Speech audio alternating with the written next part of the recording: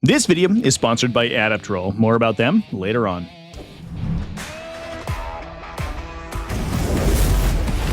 What's up, folks? Welcome back to TacticalTortoise. My name is Trevi, and it's time for another episode of the best armies in Warhammer 40k. This is the weekly video series where we go through undefeated results from the past weekend of competitive events, this time for the week of April 26th and 27th, 2025. The week was punctuated by a large number of smaller events, which we can see as we move to a metagame breakdown. The weekend was dominated by Orks, who are continuing their success even past the nerf of the Mordaka detachment. Now we're seeing a domination of the Warhorde detachment, as well as a little bit of a showcase from tactical brigades. Death Guard also had a great weekend with 3 undefeated results. However, as we have just seen, the new Death Guard Codex has been fully leaked, as well as points values making their rounds around the internet, meaning that these Death Guard results are going to be fairly quickly outdated. So we aren't going to be covering Death Guard in this video. What we will be covering, though, are the 3 undefeated Imperial Knights results, both at ValleyCon 2025, Imperium Talus 7 Iron Man, and Dicing Death 3, where they had an XO1 result.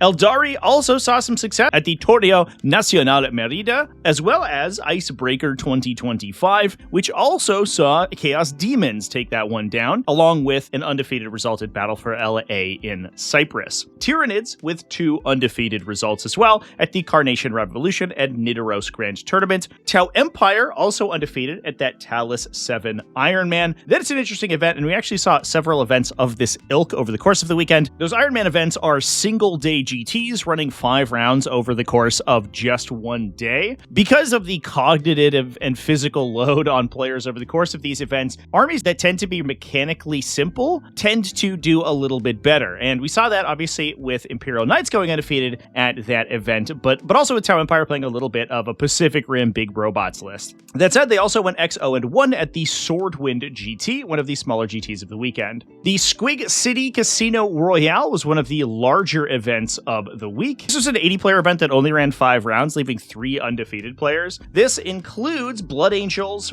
whose only undefeated result this weekend was at Squig City, as well as Chaos Space Marines. Necrons took down the Nemesis 40k Spring. Ultramarines were undefeated at the FA Cup. Drukhari won the Fall of Empire 3. Emperor's Children went undefeated with an XO1 result at OK Spellen, although to be fair, that did use differential scoring, so that draw was pretty easy to achieve, alongside some surprising results from both Adeptus Custodes and Adeptus Mechanicus going undefeated at OzCon. At the time of recording, there are still a couple additional GTs that are still ongoing. I haven't included their results here, but it is going on like 11 p.m. and they haven't wrapped up yet, so I gotta record my video. I may add those results into the metagame breakdown as I'm editing the video. So with all that out of the way, let's dive into these lists just after a word from our sponsors.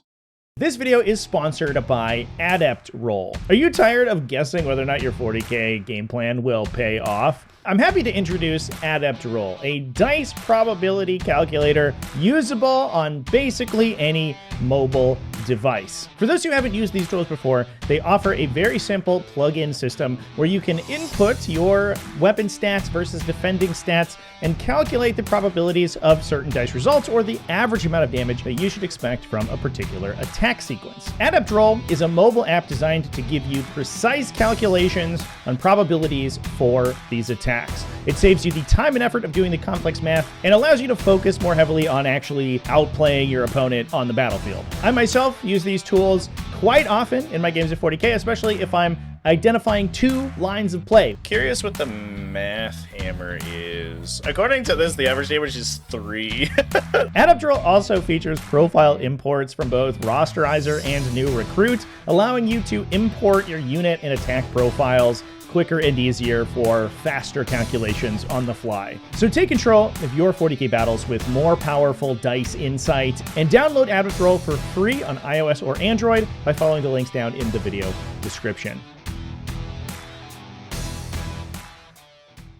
We're going to start in Ireland for the Broadsword Wargaming Major number 7. This was a 53-player event and was taken down by Mark Morrow running Orks. Now, while most of the Orc lists over the course of the weekend were running war hordes, Mark was actually playing a tactical brigade, and I'm interested to talk about this because I do think that war horde has gotten the vast majority of the coverage since the Mordaka nerf. The tactical brigade did get some slight nerfs back in March, but otherwise is still relatively unscathed. Now, obviously, for those who haven't been paying attention since Mordaka was released, Tactical Brigade is the Astra Militarum equivalent Orc detachment that came out with Grodsmith that gave the army an order mechanic. Now, the order mechanic was changed in the March update to allow Orc units to only benefit from a single order at a time at the cost of potentially suffering a mortal wound if they fail a leadership check. However, the buffs that they can gain are phenomenal. These include things like reroll charges, +1 strength, or +1 to hit with ranged weapons. The list was taking a pair of beast bosses, as well as a big mech in mega armor with the mech captain enhancement. That allows him to jump into flash kit squads. The big mech in mega armor has that custom force field, so he can grant them a 4+ invulnerable save, and then the enhancement also grants the unit full hit rerolls with their ranged attacks. So that big unit that could potentially be sustained and lethal hits is a grand total of 20 wounds at a toughness of 5 with a solid base armor save, is also coming in at a 4+ invulnerable save and can get regenerated by the mega armor big mech as well. So that makes the entire unit much more consistent at shooting and very difficult to deal with when it comes to the crackback. We also then saw 3 big mechs with shock attack guns, as well as Zodgrod Wartsnaga. In terms of our battle line, Stormboys do become battle line thanks to the detachment ability. We also saw 2 units of Beast Snaga Boys. Those are going to attach in with the Beast bosses. They have a high base strength and get a good buff from the +1 strength order that the detachment gives access to, and those Beast bosses can issue that order since they're Warboss keyworded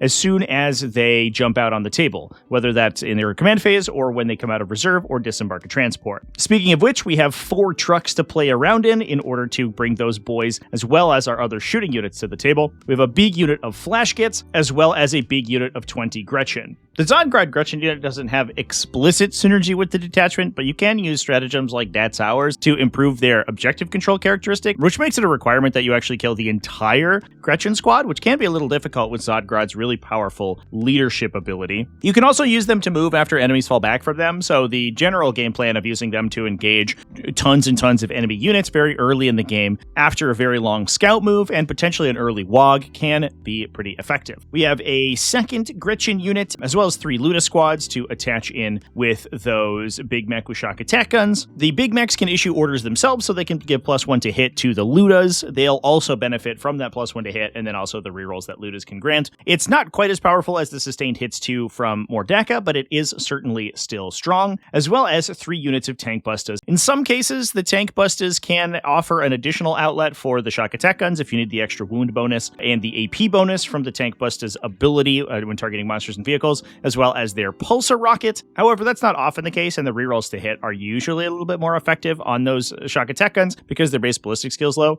But an interesting thing about the detachment is that it makes pretty good use of both. The one weird anti-synergy is that tank bustas don't get the benefit of +1 to hit with ranged attacks and targeting monsters and vehicles unless there's stealth or something else involved, because they're already getting +1 to hit by themselves, and it's a +1 to hit modifier, not a +1 ballistic skill modifier like Take Aim is, so it doesn't actually stack with the normal tank busta bonus. And you're able to fall back, shoot, and charge with tactical retreat, which stops up one of the many downsides of these orc shooting units, which is that they tend to be pretty ineffective once they get engaged in melee. Being able to continue to see fall back and shoot with those tank bustas is super effective. It's pretty cool to see tactical brigades still making the rounds even after far superior detachments were released. Obviously, while it has been nerfed, the effects that it grants an orc army are still strong enough to warrant its inclusion. Being able to buff your ranged attacks in any orc army is pretty exciting, and we are even seeing war hordes, typically melee detachment, bringing units like these flash kits and like these tank bustas in order to shore up those matchups. Tactical Brigade simply uses these units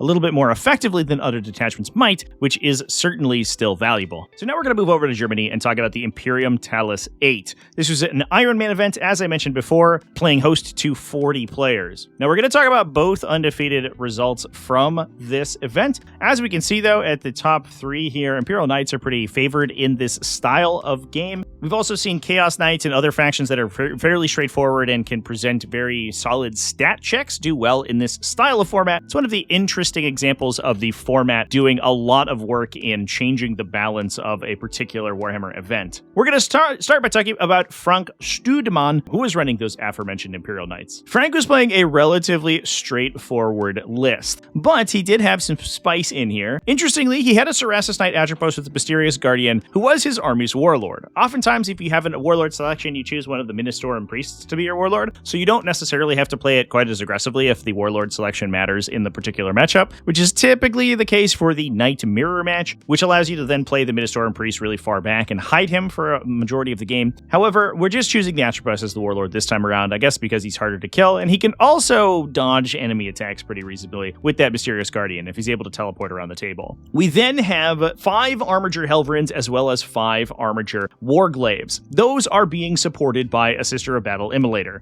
We've talked at length about the Immolator synergy with units like the Armiger Helverins. Unfortunately for them, their damage output generically is very low if you don't have ways to ignore cover, and the Sister of Battle Immolator is incredibly good in this style of build where you are spamming these really low AP but high effectiveness attacks, these kind of battle cannon style of attacks that are only AP 1 but coming in at a flat 3 damage. The massive number of shots, 10 total Armiger autocannon activations over the course of the turn, can be benefited from things like Squire's Duty to give them +1 strength in AP, and then stripping cover from an enemy by shooting it with that Immolator, which can then give you essentially an additional pip of AP, making it the equivalent of AP 3. And once you're spamming that profile, that is incredible. Those are all being supported by the Armiger Warglaves, who make it tough to engage with them. And at any point, if you give an opportunity to the Cerastus Atropos to pop into your backline and rip some stuff up, the Atropos is going to do that just fine. Now, you do have to have a unit to embark into the Immolator. The Ministorum Priest does that. You don't have to actually take Sisters of Battle squads themselves to unlock the Immolator. You simply need a Ordo Hereticus unit that can embark inside it to ensure it doesn't blow itself up from the game when the game begins, and the priest can fulfill that role just fine. We have a second priest there just because I imagine it's super duper cheap, so we can have another little guy to run around and do actions. But otherwise, pretty straightforward list. No surprise that it did well in this style of Iron Man event. Now with that, we're going to move over to second place, also undefeated. Yannick Lindemann went undefeated 5-0 with Tau Empire. Yannick was running a Cao Yan list. This is the late game focused detachment, the mirror image of the Mont Ka detachment for Tau Empire. Mont Ka makes you more effective in the first 3 battle rounds of the game. However, Cao Yan makes you more effective in the final 3 battle rounds of the game, which tends to be a little bit stronger because those tend to be the battle rounds where you are trying to get the most damage out of your army. And especially for an event like this where you can play relatively passively until the late game when all of your abilities trigger, that makes a ton of sense. Now, we were also taking a ton of vehicles in order to reduce our unit count and make the event a little bit easier to play through. So, the list included Commander Shadowsun as the only character, alongside a Breacher team. Sometimes we do see a Cadre Fireblade to attach into that Breacher team to act as a little bit of an early game aggressive piece if you need some disruption for your opponent's team. Didn't do that this time around. We're just running the Breacher team by itself. We then have 10 Crew Carnivores and a Pathfinder team for some forward operation. We have 3 units of 3 stealth battlesuits to add some guidance to the army, alongside a unit of Vespid Stingwings for utility, and then all of the vehicles. We do a Devilfish to attach the Breachers into, so we have a delivery system for that unit because they are so effective at close range. We have a pair of Piranhas for some additional forward operation. These guys are good to kind of elongate the game a little bit. They do have Scout, and they are relatively fast, and they can be very aggressive. So if your opponent gives you an opportunity with them on a light vehicle or something that they can sort of prey on, they can fire off a bunch of Seeker missiles, as well as a Fusion Blaster shot, potentially get some value, but also the model is actually physically very large for its points value, which makes Piranhas great at movement blocking. So they can prevent the enemies from getting into your gun line until your Cao Yan buffs are active. So we have 2 Piranhas as well as 1 Hammerhead gunship with a railgun. The railgun is particularly effective if you do score that sustained 2 critical hit when your Cao Yan abilities are online from Battle Round 3 onwards. So those low volume, high impact weapons tend to get the most use out of the Kauyon ability. And that guy gives you some really high toughness punch, as well as forcing your opponent to play a little bit cagey in the early game because it has such a high strength and such a long range that it can control where your opponent wants to place their units. We then also have 3 Riptide battlesuits with ion accelerators, as well as 2 Skyray gunships. So while the Riptide battlesuits are pretty good into a wide variety of targets because they have a good breadth of attack characteristics, both they and the Skyray gunships get a big benefit from that Kauyon ability. As soon as they start to roll, all of those are multi-shot weapons, and as soon as they start to roll a couple of 6s, the amount of damage from those weapons astronomically improves. So we're going to try to use all these forward operators, the Piranha gunships, the Pathfinders, the Crude Carnivores, and to a lesser extent the Stealth battlesuits, to keep our opponent off of our backs for the first 2 battle rounds, and then counterpunch with all of this backline shooting and absolutely rinse the opponent down. Assuming you can activate that quickly enough, you are good to go, and it makes kind of sense, especially if you're limiting the number of attack profiles that you're bringing, that this would be fairly effective in an Iron Man style of tournament. Now with that, we're going to move over to the Icebreaker 2025 held in Roseville, Minnesota. This is a 62-player event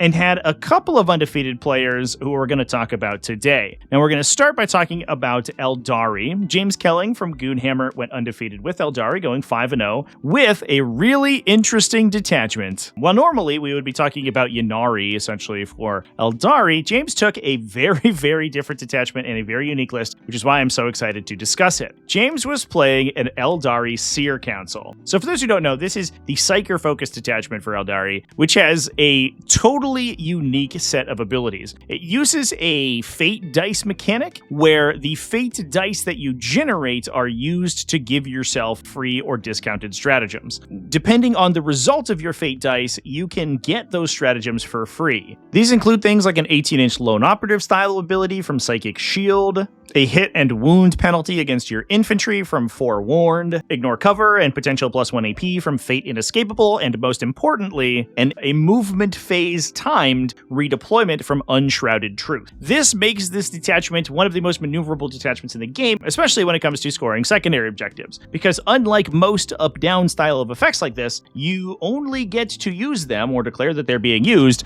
at the end of your opponent's turn before you draw your secondaries for the round. This ability allows you to see what your secondaries are and allows you to move almost your entire army before redeploying your units, which can dramatically change the board state and change on the fly which units you actually want to pick up, something that basically no other faction has access to. In this list, James was running a single Autarch with a fusion gun, Behareth, Eldred, Ulthran to give +1 to wound from Doob, as well as his own CP generation to help fuel some of these command points in addition to the fate dice that we're generating. We had a Farseer with the Lucid Eye. This allows you to add or subtract from the value of your fate dice once per command phase, which allows you to then unlock more stratagems for use with them. We then also have Fuegan and, interestingly, Maugan Ra. Following that up, we have a unit of Storm Guardians as well as a unit of Guardian Defenders. We have a single Wave Serpent to carry some of these guys to the table, a unit of Dark Reapers to attach in with Maugan Ra. That's going to give us a little bit of an outlet for mortal wounds off of his leadership ability. We have a unit of Fire Dragons to attach Fuegan into. That's a pretty effective combination because you're going to be able to teleport them around the table and use Fuegan's extended range to get better shots with the unit, although potentially teleporting into Melta range of both the Fire Pike and the Fire Dragons unit, as well as the Fuegan's weapon himself. We have a unit of Howling Banshees, as well as a unit of Swooping Hawks for Behareth to hop into, a trio of Vibro Cannon weapon platforms, which will combo off of one another. The Vibro Cannons themselves increase their strength, armor penetration, and damage characteristics for each other cannon platform that has targeted the same unit. So for only 180 points, you get up to a potential D6 strength 11 AP 3 4 damage ranged attack when the third cannon in the sequence fires, which is very effective. The downside is that obviously you have to be attacking them with all of the units. However, being infantry, they're able to be affected by basically all of the stratagems in this detachment. This includes teleporting them around with Unshrouded Truth, using Fate Inescapable able to give them ignore cover, or to make them difficult to shoot at with Psychic Shield, or even difficult to damage with Forewarned. Being a base toughness characteristic of 6, this can actually make the Vibro Cannon weapon platforms pretty resilient against all but really heavy anti-tank shooting. We then have a War Walker to apply its +1 AP buff, as well as 2 Warlock Conclaves, 2 individual Warlock Skyrunners. A big benefit here is that a lot of these stratagems require that the detachment, that the army has Psykers near your units. So having the Warlock Skyrunners, they're able to move independently and follow your units around to then be able to affect them with your stratagems. The Warlock Conclaves can also potentially act as a little bulwark for the Psyker characters themselves. So Eldrad, especially being a little bit more aggressive, is potentially able to jump into one of those Conclave units and get -1 to be wounded, which is nice. And we also have a Warp Spider for utility. Super duper interesting list. Obviously, very cool to see Seer Council on the table versus the relatively more standard detachments that we've been seeing from Eldar currently. And this list obviously is incredibly finesse-oriented. This is a very technical list that I'm sure James is very, very good at operating on the battlefield, and especially given the number of unique mechanics and special abilities that you're able to apply to your units, I think plays very differently than almost any other Eldar list that we've seen. Always cool to see non-standard detachments do fairly well. Now, moving back to Icebreaker, let's talk about the winner of the event, Tyler Carlson, and his Chaos Demons. Now, the reason that I want to talk about Tyler's list is that first, it's a Demonic Incursion, and actually I think all of the undefeated demons this week did take Demonic Incursion.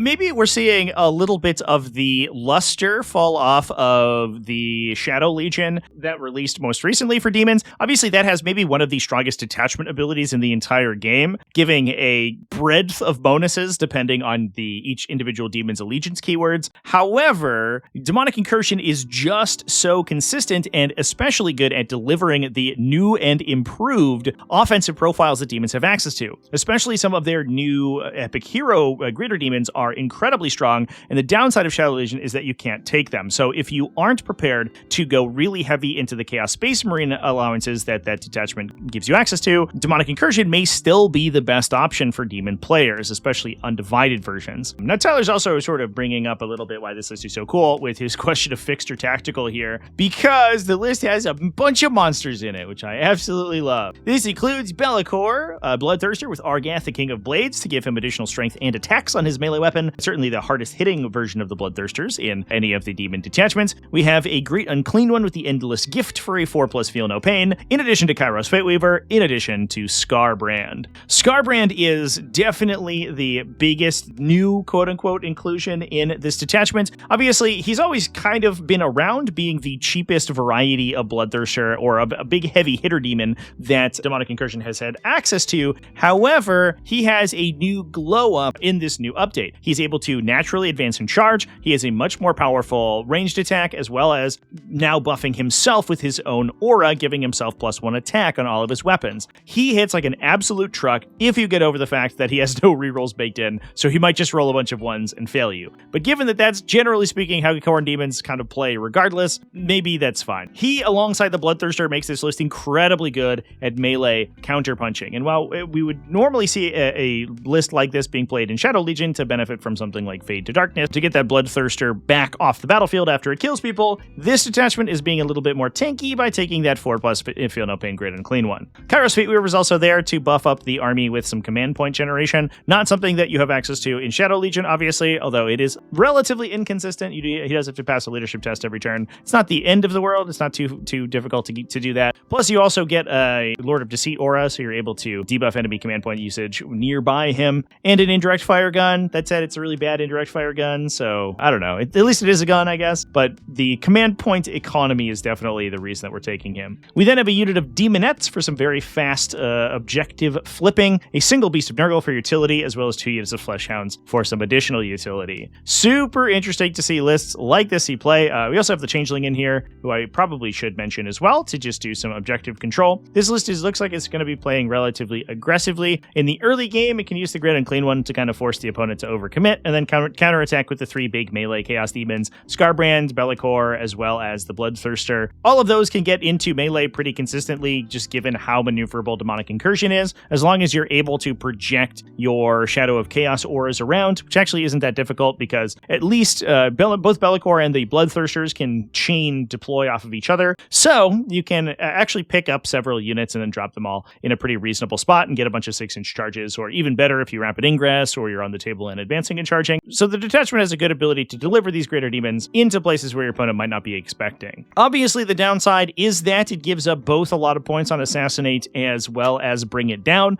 That's the big danger of taking these huge character monsters. But in this case, and especially for a detachment that's as difficult to engage with as Demonic Incursion because of its maneuverability, Tyler was confident in his ability to keep his opponent at arm's length and prevent them from scoring too many points on those secondaries. And obviously that worked out for him since he did get that 5-0 record with some incredibly high scores. Very cool to see a very different variety of Chaos Demons do well. We've seen some varieties of Shadow Legion doing well over the course of the last week or so, but obviously Demons, I think, remain a very unsolved faction. Basically, the fact that they just got a Codex drop out of nowhere, and right at a time that a lot of Chaos players, I think, are moving around to different factions, playing with some Chaos Space Marines with their new faction drops. Emperor's Children obviously just came out, and we are looking down the barrel of both Death Guard and World Eaters coming out momentarily. So not many eyes are on Chaos Demons, and we might be in for a real spate of innovation for this faction. Now with that, we're going to move over to Norway for the Nidaros Grand Tournament. This was a 46-player Grand Tournament, and here we're going to talk about the final faction with multiple undefeated results over the course of the weekend, and that is, interestingly, Tyranids. Tyranids both went undefeated here and at the Carnation Revolution. But we're going to talk about this list being piloted by Thomas Harkestad because we were talking about non-standard detachments before. He was playing an Assimilation Swarm. Obviously, this is the Harvester-focused detachment. It tries to take your Harvester units like your Psychophages and your Pyrovores and allow them to heal or regenerate models back into your Tyranid units, assuming they survive your opponent's turn.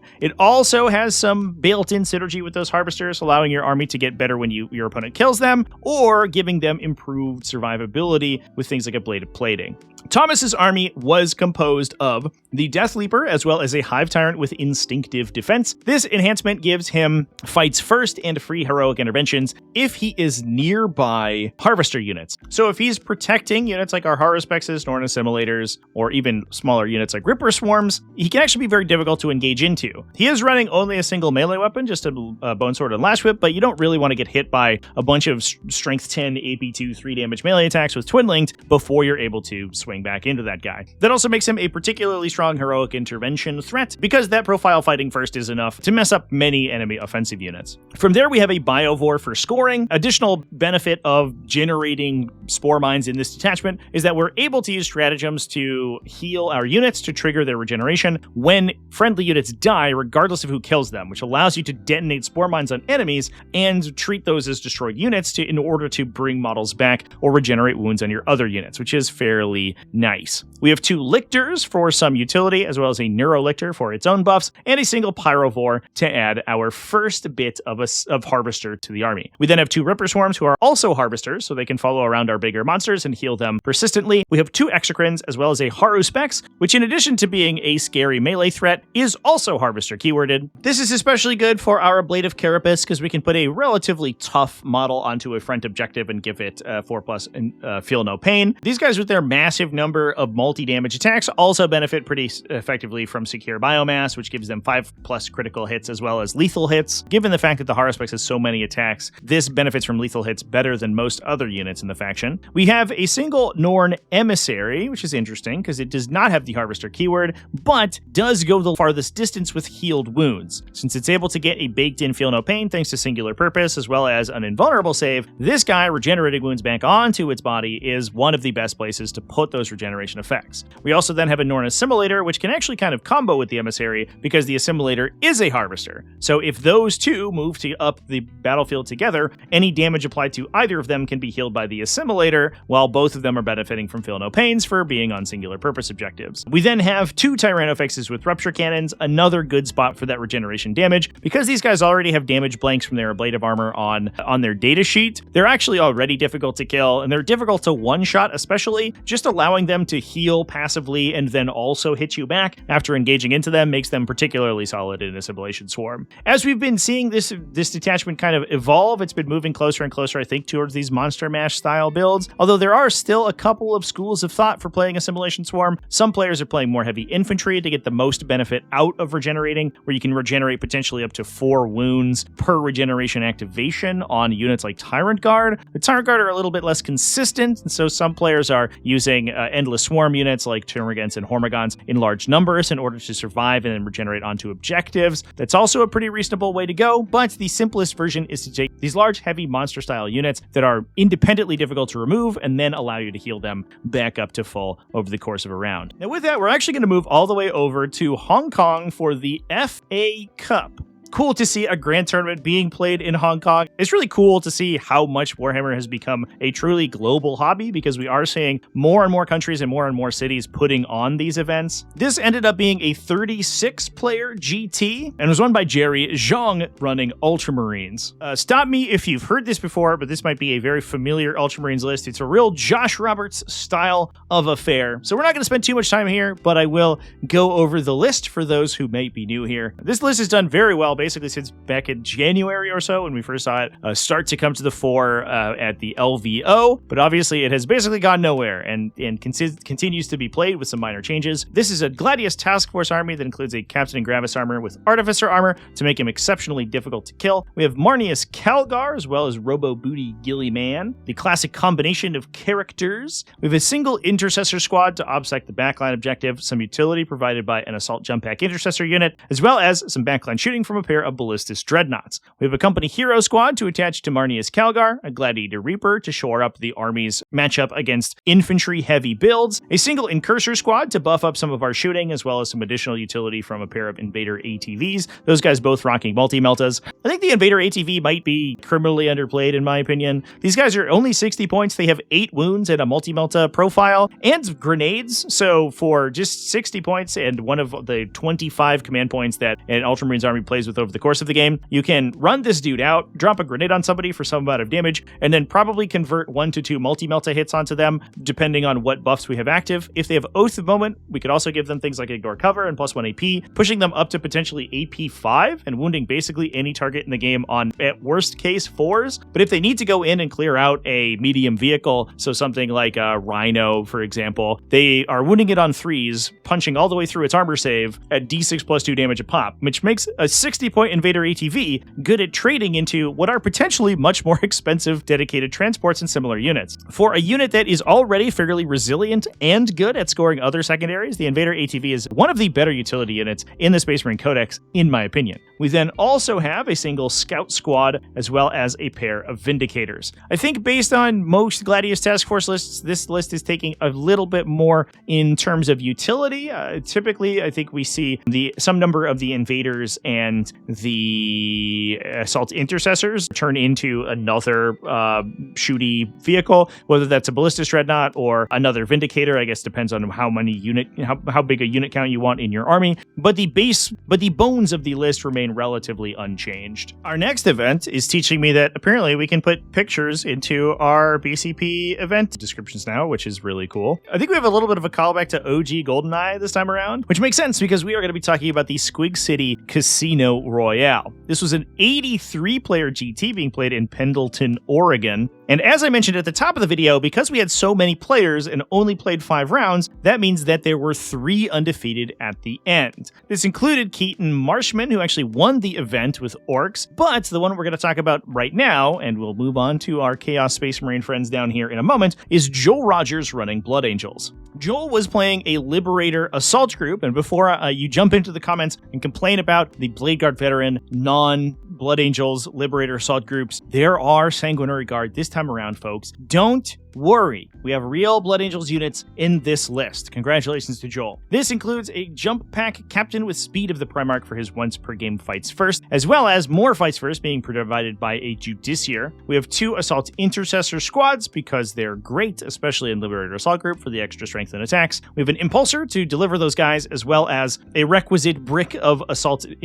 Jump Pack Intercessors. That is 2 units of 5 Jump Pack Intercessors. We do have the Blade Guard veterans. This is 1 unit of 6, who's probably going to join in with the Judiciary, but we also then have 2 more units of 3. For 80 points for a unit of guys with a pretty reasonable wounds count, alongside a 4+ invulnerable save, which is very difficult to engage with, especially given the fact that they can give themselves reroll 1s on their saving throws when they need to in melee. That makes them relatively sticky to kill, and independently, they are fairly dangerous, especially against enemy utility units. Well, the Blade Guard veterans themselves are not super fast, so they're not going to really get to close the distance in the same way that Jump Pack Assault Intercessors are. The units are much more difficult to kill, and also have a potential higher damage output, especially against 2+ wound enemies. However, that big unit of 6 is the classic one that we've been seeing most often. They did get that recent points decrease, which makes them very inexpensive to include, and given the fact that they are right at that very, very good break point for Liberator Assault Group, you can push their strength to 7, which means they're wounding everything in the game, almost everything in the game, on no worse than a 5, in addition to getting additional attacks for a multi-damage weapon, which is already good, on top of the rerolls that they can give themselves.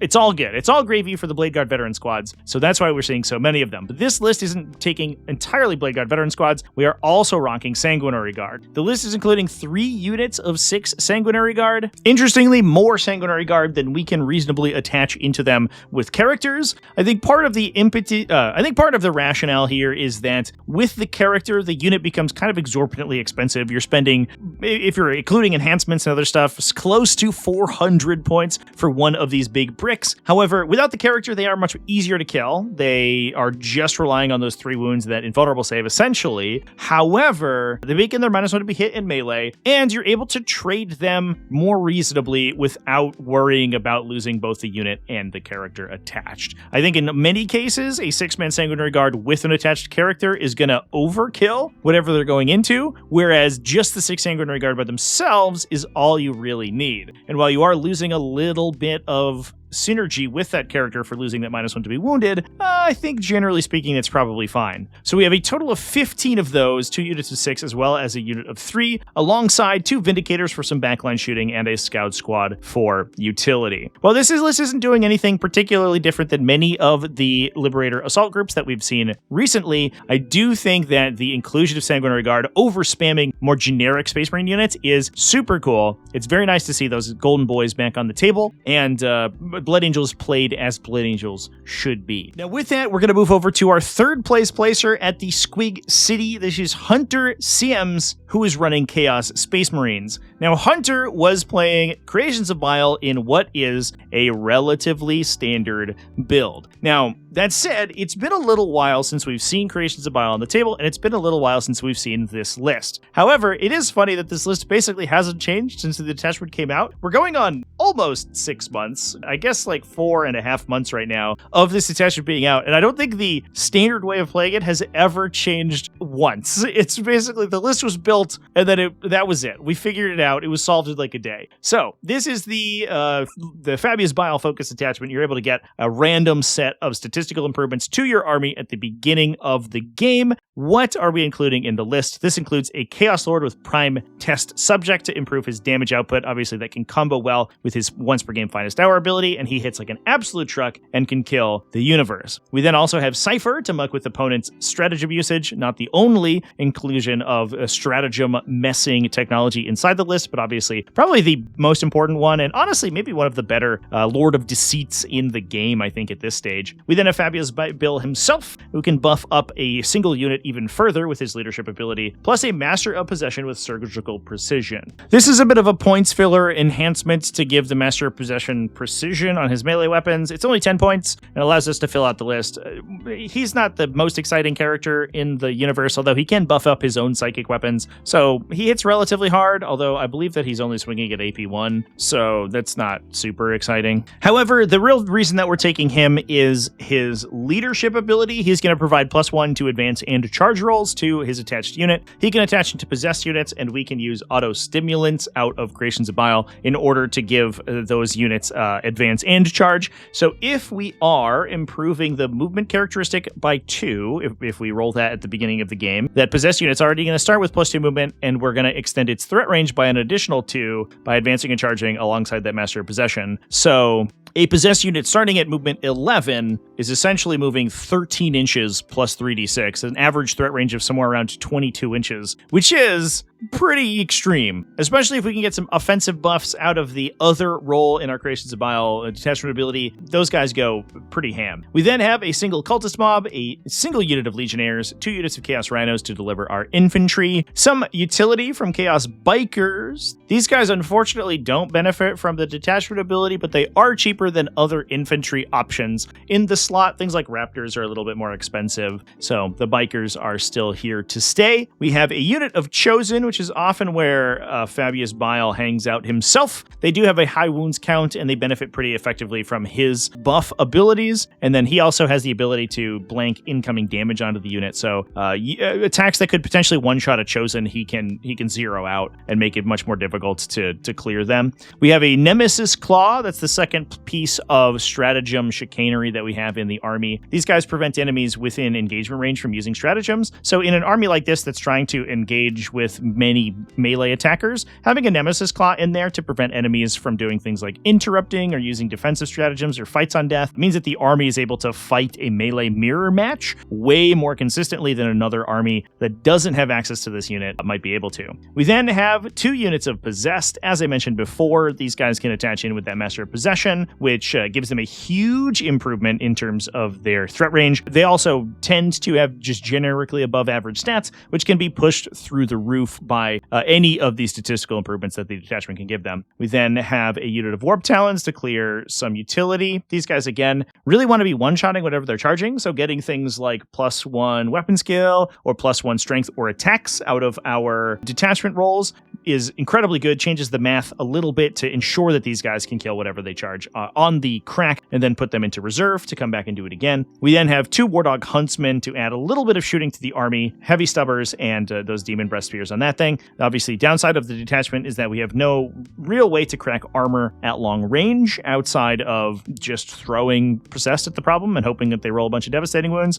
The Wardog Huntsman can help out those situations quite a bit. At least force your opponent to keep their head down in the early game while you can stage your units up for those massive threat ranges that we can get on turn 2 onwards. And with that, we're going to move up to Canada for a relatively small event, the Nemesis 40k Spring, which was a 20-player GT up in Edmonton, Alberta. This was won by Scotty B, who was running Necrons. Scotty was playing an Awakened Dynasty detachment. This included some really interesting character selections. First of all, Catacomb Command Barge. You love to see that guy. He does give you an additional instance of a Resurrection Orb, so you can further improve the detachment's synergy with Resurrection effects. We also have 2 Hexmark Destroyers, one of which has a Veil of Darkness, which I think is really interesting. Obviously, the Hexmark Destroyers themselves have Deep Strike, but that Veil of Darkness allows one of them to Deep Strike later on in the game over the course. So we're able to pick him up and then drop him again. That makes him relatively pricey, almost 100 points for that character, but it does mean that that Hexmark Destroyer is more than a one-and-done character. Sometimes they hop in, do a little bit of damage, score 1 secondary, trigger some Overwatches or something, and then they die. But if you can play that second Hexmark Destroyer a little closer to the chest, you can get 2 Deep Strikes out of it over the course of the game, and that is a lot of potential secondary play. We then have a Luminor Seraz. Obviously, the tougher to kill characters, the better, because we can regenerate them with Protocol of the Eternal Revenant, I believe is the name of the stratagem, in order to bring them back with half wounds remaining. And Illuminor Seraz has a 4+ feel no pain, high toughness, and good saves. He is the perfect character to target with that strat. We have Imhotep the Stormlord to fuel that stratagem with some additional CP, alongside Orakan the Diviner to provide an invulnerable save to his unit, an Overlord with Translocation Shroud with Netherrealm Casket to give his unit stealth. Usually he combos with Orakan in order to make a single, usually a warrior brick, as difficult to kill as possible. I think that's what we have right here. So we have 20 Necron warriors. They're going to be -1 to hit, a 4+ invulnerable save from Orakan, plus a resurrection orb from the Translocation Shroud Overlord. So at any point, if you don't kill the entire unit in one go, they can start to regenerate immediately. We have a second use of a resurrection orb as well off of a Catacomb Command Barge nearby, and he's also making the unit OC3. So they're super difficult to kill in one swing. You really have to overcommit to deal with them, and in doing so, you bring yourself in range of the more powerful characters. We then have speaking of which, 2 Scorpek Lords. One of them has Enagic Durable Bond to give him a 4+ feel no pain. We're also all in on the Necron Warrior kind of Silver Tide meme. We have a Ghost Arc as well, so we have additional reanimation for the Necron Warriors. Obviously, can't carry any of them around because the unit's too large, but it can heal them passively massively. So if at any point you don't wipe the Necron Warrior Squad, they're going to reanimate thanks to the Ghost Arc. They're going to reanimate additionally thanks to the Canoptic Reanimator. You can use the reactive reanimation protocol of the Undying Legions to reanimate them an additional time after that attack is resolved, plus additional reanimation from the Canoptic Reanimator at the start of the next round. You can use one of your 2 Resurrection Orbs to reanimate them again, and then at the start of your next turn, they're going to reanimate naturally, plus you can use a separate Resurrection Orb to target them. So the amount of warriors that can come back are huge. You do have to kill these guys in one go, essentially, or ensure that you can knock them down, or ensure that they can't use the reactive stratagems on that reanimation. We do have a Cryptothrall unit, which is probably attaching into that warrior unit as well, just to add additional wounds to the mix. We have a single Doomsday Arc for some backline shooting, a Lich Guard unit for some additional resilient frontline. They don't get the same volume of reanimation synergies as the Necron Warriors do, since the Necron Warriors are going to be able to re-roll those reanimation dice, and these guys don't get the benefit of the Ghost Arc. However, they are tougher to kill from the outset with that -1 to wound effect, as well as their 4+ invulnerable save. If you're attaching Imotech the Stormlord in, or I guess the Translocation Shroud Lord could go in there as well, so they're also -1 to be hit with ranged attacks, which might be the case. To go with the 2 Scorpek Lords, we also have 2 units of Scorpek Destroyers. So this is very classic of an Awakened Dynasty. It's interesting that we don't see things like Wraiths in this list to benefit from the combinations that the detachment has. However, we're all in on infantry, I guess, this time around. So we can use Protocol of the Eternal Revenant to bring back the Scorpek Lords. We're buffing up the big unit of warriors with the Luminous Ceres and Orican the Diviner, and then sort of overlaying all of our reanimation synergies and character synergies on top of all these units with those Resurrection Orbs and the Lords as well. This army is very difficult to deal with. You have to highly overcommit into everything you fight. It's very difficult to beat them out on primary objectives because they're always getting that +1 OC from the Catacomb Command Barge. So it's a super difficult list to find a way to engage with. Sometimes you just have to throw everything at the wall and hope for the best. And it requires some pretty good knowledge of both how casualties can be removed, how unit position on the board can be changed with reactive reanimations and things like that in order to effectively counterplay or even effectively play it itself. So really cool to see Awakened Dynasty see some success, especially with a build that is focused so heavily on these infantry synergies, which is not often sometimes we see. Sometimes we see the Silent King in here in order to just add some raw damage into the army, some army support, as well as sometimes we also see some additional Doomsday Arcs being played as well. But this list is playing a much more objective control style game. Now with that, we're going to move over to Vietnam to talk about the Fall of Empire 3. This was a 30-player GT. You got a cool little thing right there. That's a cool thing. At the event, Pham Xuan Tui went undefeated with Drukhari, and not any Drukhari, but a relatively classic variety of a Realspace raid detachment. Now, this is obviously the lesser played of the Drukhari detachments. We're seeing currently a lot of play from Reaper's Wager. We also see a little bit of play still from Sky Splinter Assault. Realspace Raid has been a while since we've seen it on the top tables. However, this variety is what I like to call kind of a White Dwarf centerfold. This is an army that we would see product photos being taken up in the studio over at Warhammer Worlds. This includes Lelith Hasperax as well as an Archon with Art of Pain. That's going to grant you additional pain tokens over the course of the round, plus a pair of Succubi. Now, the inclusion of both an Archon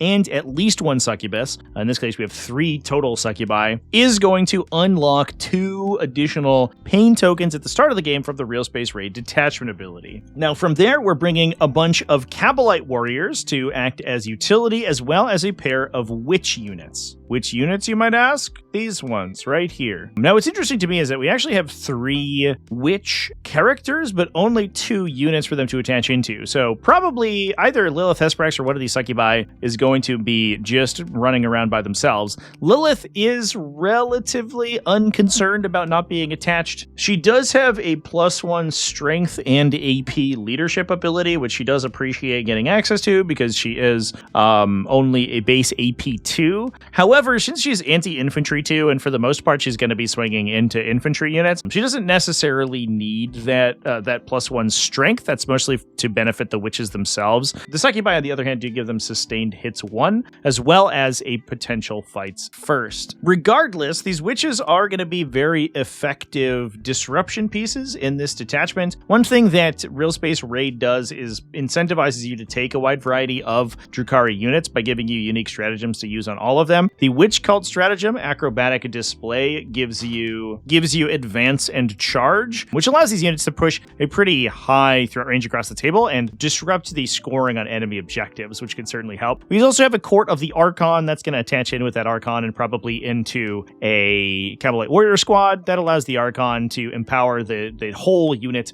with full hit and wound rerolls, which is always fairly effective. While we don't have any Homunculus in the army, it's actually interesting that we didn't take Urian Radkarth in here because he is kind of independently a strong pick. But in any case, we do have some Homunculus Coven units, including 3 Grotesques, just to act as some infantry sweepers with their strong multi-damage melee attacks and liquefier guns, alongside 2 Chronos to regenerate pain tokens and a trio of 2 Talos units. These guys equipped with twin Haywire Blasters for anti-vehicle devastating attacks, as well as twin liquefier guns for some anti-infantry work. The Talos are definitely one of the big highlights of not only the Drukhari faction, but also this detachment in particular. We can use Insensible to Pain on them to, despite their low toughness, make them -1 to be wounded, which makes them, alongside their relatively high wounds count, 14 wounds for a unit of 2, and a 5+ feel no pain, kind of an annoying thing to deal with. And every time you don't, their twin Haywire Blasters on 2 Talos firing back at you averages somewhere around 6 mortal wounds to most vehicle profiles, so you always have to be worried about these guys cracking back in. That shooting is also supported by a unit of Scourges with Dark Lances to act as a little bit more of a broad spectrum threat, able to fire those big, high strength, high AP shots into anything, as well as 2 Ravagers with Dark Lances and a trio of Raiders also with Dark Lances. The Raiders are going to be delivering units like the Witches or the Cabalite Warriors up into the fight themselves. Very cool to see this very classic variety of Drukhari on the battlefield. This is kind of a list that we saw sort of at the beginning of the edition being played from the faction, and it's been a little while since we've seen something that focuses so heavily on the Witch and Cabalite units, rather than focusing on the larger Grotesque and Homunculus Coven units that can benefit from that -1 to be wounded. It's also interesting to see a list that doesn't really focus on Venoms very much at all, so none of these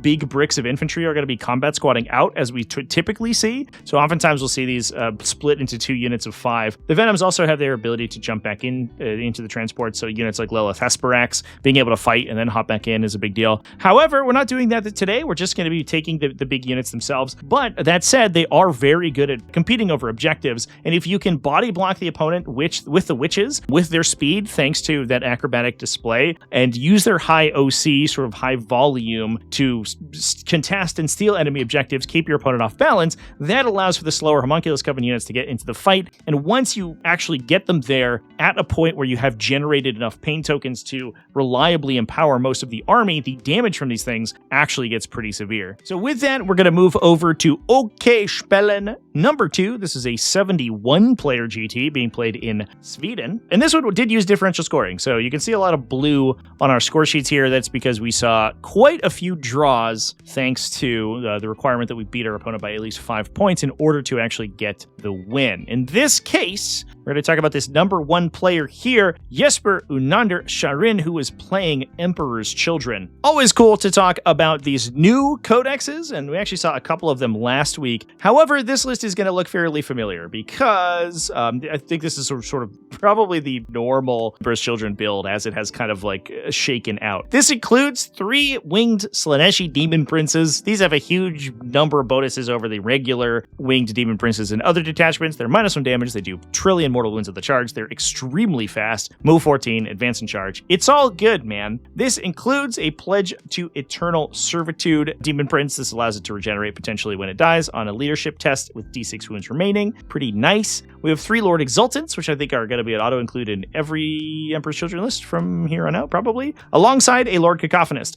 No Pledge of Fortune on the Lord Cacophonist, which is actually fascinating. Obviously, we could, if we wanted to, give him auto 6s on his unit, but we left that at home today, which is a big deal because that's a hugely powerful enhancement for units of Noise Marines. From there, we also have Lucius the Eternal as a Warlord. He's probably the best unit in the Codex at eating damage from failed pledges, and given the fact that he's a lone operative when he's by himself, he can just sort of wander around. He makes the army really annoying to engage with in the early game because he's a really powerful fighting first. I don't know, it's too late for this. a really powerful fights first melee beat stick. So if he's threatening a heroic intervention into your units, it's very difficult to engage them first and stop them from getting deployments of infractors and things into your lines. Speaking of which, we do have 3 units of infractors to attach those Lord Exultants into to give them wound rerolls. We also have a trio of noisy boys. The Noise Marines are here to stay as well, alongside a single Tormentor unit for some forward operation. We have 2 Chaos Rhinos, as well as a unit of 2 Chaos Spawn for some additional early game utility. Pretty standard stuff from Emperor's Children. We've talked about them at length in the past, and the reason that these units are so good independently, obviously the codex is very short by itself, so there's not really many other units that you could jump into in order to play them, but the ones that are there are extremely good. So yeah, nothing bad to say about these guys. Now from there, we're going to move over to West Plains, Missouri for our final event of the week. This is OzCon, a 47-player GT that's undefeated results from both Adeptus Custodes and Adeptus Mechanicus. The event was won by Connor Tucker, who is running Adeptus Custodes and playing Lions of the Emperor. This included a pair of Blade Champions for their advance in charge, slightly faster infantry unit, alongside a Shield Captain in Alaris Terminator armor with Admana Mortis. That's a pretty classic combination, alongside a Castellan Axe, because it's probably one of the stronger offensive enhancements that we've seen in the entire game, especially for its points cost,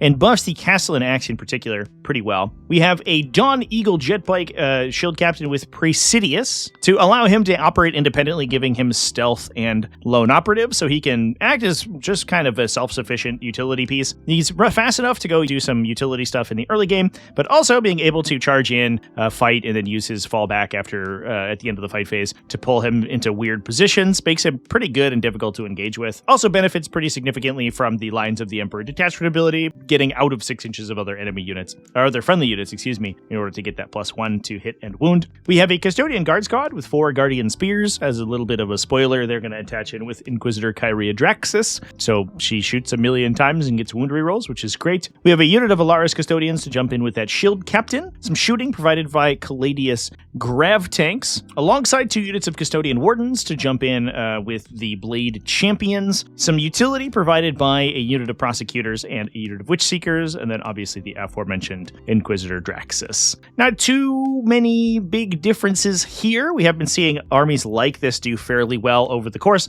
The Caladius Grav Tanks obviously have a little bit of synergy with the detachment. Things like fall back and shoot is pretty useful for them. They don't benefit from the detachment ability, but they are able to provide some long-range shooting, which is generally good. I think the Caladius Grav Tank profile is just good enough to warrant its inclusion, basically regardless of what else is in the list. And the other infantry units are able to operate independently. The Blade Champions can run up by themselves because of their long threat range and allow themselves to benefit from that +1 to wound from the detachment, while the Shield Captain and Alaris Terminator armor can deep strike to fulfill a similar role on a different part of the battlefield. Pretty standard Adeptus Custodes stuff so far, but it's cool to see many different varieties of Lines of the Emperor see some success, because we've also seen Virtus Praetor focused versions. We've also seen infantry focused versions also doing well with the detachment, and I think it just goes to show how flexible this detachment actually is. Now with that, last and certainly not least for this week, we're going to talk about some Adeptus Mechanicus. Peyton Priest going undefeated 5-0 at OzCon. Peyton was running a Halo Screed Battle Clade, the Grotsmith detachment that I think is so far proven to be probably one of the most effective ways to be playing Adeptus Mechanicus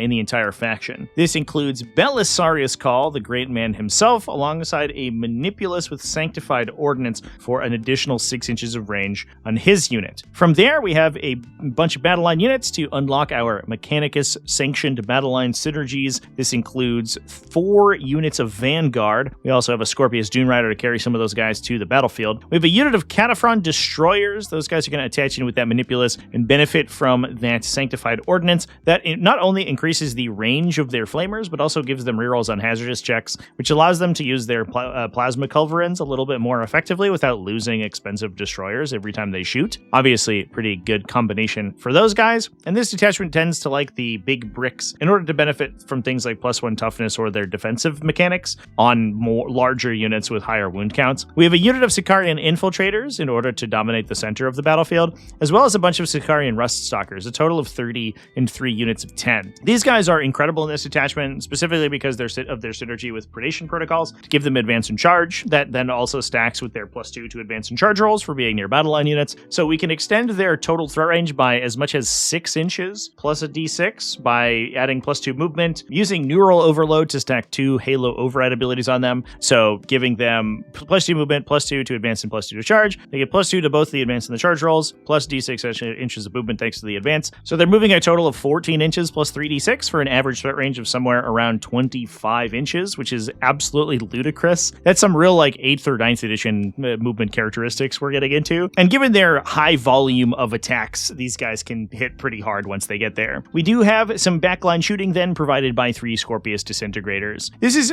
honestly what I would expect to see from Halo Screed Battleclade detachments. We can even put a unit inside the Scorpius Dune Rider to give it some additional movement potentially.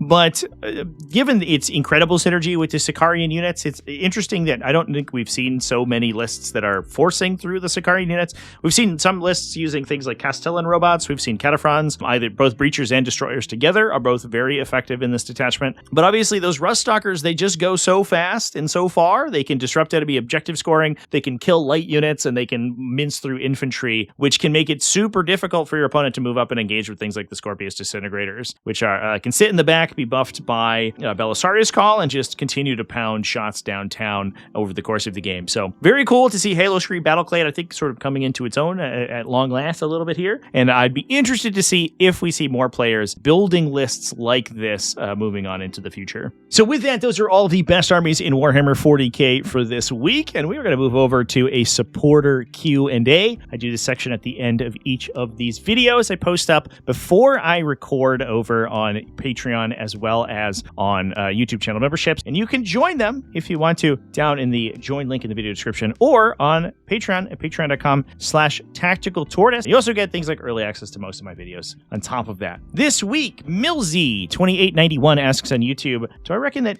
Death Guard, the new 10th edition Death Guard Codex, will get an instant nerf? And to be honest, I'm not sure that it will. Obviously, jury's still out. We have to see some games being played with the detachment. I think Death Guard most realistically look very damning in comparison to the World Eaters Codex, which is very much not as straightforward as the Death Guard Codex is. The Death Guard Codex is mostly about just applying a sequencing, ever-increasing stack of buffs to a unit and then using that unit to blow up another unit. I will say that I do think Death Guard suffer a little bit from the fact that they are going to be, I don't want to say super slow, but they are, I think, a below average level of maneuverability and kind of require that they get within 12 inches of you or so in order to do most of their damage. The Death Guard's capacity to shoot from a super duper long way away and do a ton of damage is relatively limited, assuming that they do things like fix the points value of like Death Guard Predator Destructors and stuff. Those currently are kind of keeping Death Guard afloat in the index by being very spammable. However, I don't see the same happening for the Codex, assuming that their points values end up not being super crazy. So as long as we're not able to do the same thing, like whole spam style of Death Guard that we are currently, and Death Guard are forced to play the more aggressive transport-oriented game plan, they feel a lot more answerable than they would otherwise. I also think that Games Workshop is reticent to do mechanical nerfs like really early in a Codex's life cycle. If anything, in a month and a half or so, we're going to be looking at a June or July balanced data slate. And if Death Guard sort of come right out of the gate swinging and are super duper silly, I imagine that we'll see points changes in that update, but I don't foresee anything changing for them immediately. I do think, if anything, there might be enough noise being made by the World Eaters community that we do see some improvements to World Eaters stuff, although obviously that's another instance that we'll have to see the army on the table. I have a suspicion that it's better than people are giving it credit for. I think armies, especially like World Eaters that are like maneuver focused, tend to play better than they look on the battlefield. But I will say that looking at some of the points values that have been spoiled by content creators who have the Munitorum points, they do seem a little overcosted for what you're getting. I'm not 100% sure. Well, we'll have to see it on the table, but it does seem like World Eaters are maybe a little overcosted. So if anything, we see World Eaters buffs over Death Guard nerfs, I think. But obviously, that could all change if they come out and end up being actually like really stupid to play against. I don't know. But thank you so much to Milzy for the question. And don't forget to put your questions in for next next week by joining one of those membership links. Thanks to Millsy and everyone else who supports me, either on Patreon or on YouTube channel membership. Thanks as well to Adept Roll for sponsoring this video, and thanks to you for watching all the way to the end of the video. Remember to keep it classy, folks, and have happy wargaming.